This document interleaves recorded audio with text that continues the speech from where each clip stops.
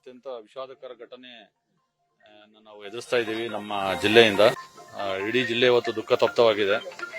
ತಮಗೆಲ್ಲರಿಗೂ ಗೊತ್ತಿರಬಹುದು, ನಮ್ಮ ನೆಚ್ಚಿನ ಜಿಲ್ಲಾ ಉಸ್ತುವಾರಿ ಸಚಿವರಾದಂಥ ಡಿ ಸುಧಾಕರ್ ಸಾಹೇಬರು ಇವತ್ತು ದೈವಾಧೀನರಾಗಿದ್ದಾರೆ. ಸೊ ವಿಚಾರ ಹೇಳಲಿಕ್ಕೆ ಬಹಳ ದುಃಖ ಆಗುತ್ತೆ ಮತ್ತು ಇಡೀ ಚಿತ್ರದುರ್ಗದ ಜನತೆ ದುಃಖದಲ್ಲಿ ಇದ್ದಾರೆ. ಇವತ್ತು 3 ಗಂಟೆಗೆ ಕಿಮ್ಸ್ ಹಾಸ್ಪಿಟಲಿಂದ ಅವರ ದೈವಾಧೀನರಾಗಿದ್ದಂಥದ್ದನ್ನು ಡಿಕ್ಲೇರ್ ಮಾಡಿದ್ದಾರೆ. ಸೊ ಆ ಸಂಬಂಧ ನಾವು ಸಾರ್ವಜನಿಕರಿಗೆ ಅವರ ದರ್ಶನಕ್ಕಾಗಿ ವ್ಯವಸ್ಥೆಯನ್ನು ನಾವು ಮಾಡ್ಕೊಳ್ತಾ ಇದ್ದೀವಿ.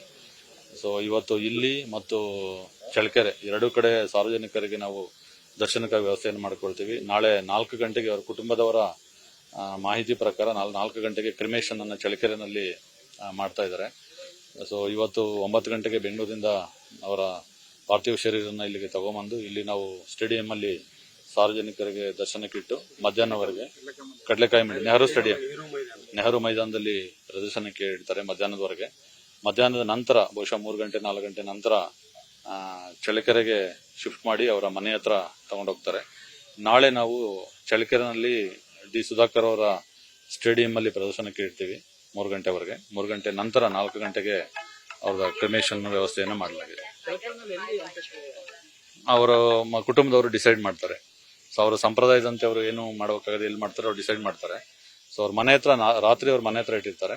ಸೊ ಸಾರ್ವಜನಿಕರಿಗೆ ನಾಳೆ ಚಳ್ಳಕೆರೆ ಡಿ ಸುಧಾಕರ್ ಮೈದಾನದಲ್ಲಿ ಇಡ್ತೀವಿ.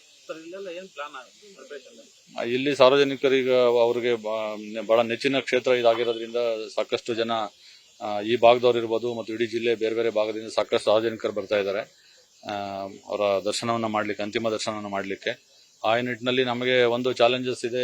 ನಿನ್ನೆ ಕೂಡ ಒಂದು ಪ್ರೋಗ್ರಾಮ್ ಇತ್ತು, ಪೊಲೀಸ್ ಮೆನ್ಸ್ ಕಡಿಮೆ ಇದ್ದಾರೆ, ಆಮೇಲೆ ಗ್ರೌಂಡ್ ಕೂಡ ಚಿಕ್ಕದಿದೆ. ಸೊ ಮತ್ತೆ ಸುತ್ತಮುತ್ತ ಇಕ್ಕಟ್ಟಾದ ಪ್ರದೇಶ ಇದೆ.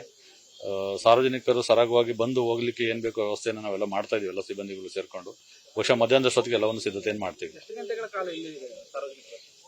ಬಹುಶಃ ಮಧ್ಯಾಹ್ನ 3-4 ಗಂಟೆವರೆಗೆ ಇಟ್ಟಿರ್ತಾರೆ. ಇಲ್ಲಿ 4 ಗಂಟೆ ಆದ ನಂತರ ಶಿಫ್ಟ್ ಮಾಡ್ತಾರೆ. ಇಲ್ಲಿಗೆ DCM ಬರ್ತಾರೆ. ಮಧ್ಯಾಹ್ನ ಮೇಲೆ DCM ಅವರು ಇಲ್ಲಿಗೆ ಬರ್ತೀನಿ ಅಂತ ಹೇಳಿದ್ದಾರೆ. CM ಅವರು ನಾಳೆ ಚಳ್ಳಕೆರೆಗೆ ಮೈದಾನಕ್ಕೆ ಬರ್ತಾರೆ. ನ್ಯೂಸ್ ಫಸ್ಟ್, ನಿರ್ಭೀತಿಯಿಂದ ನಿಮ್ಮ ಪರವಾಗಿ.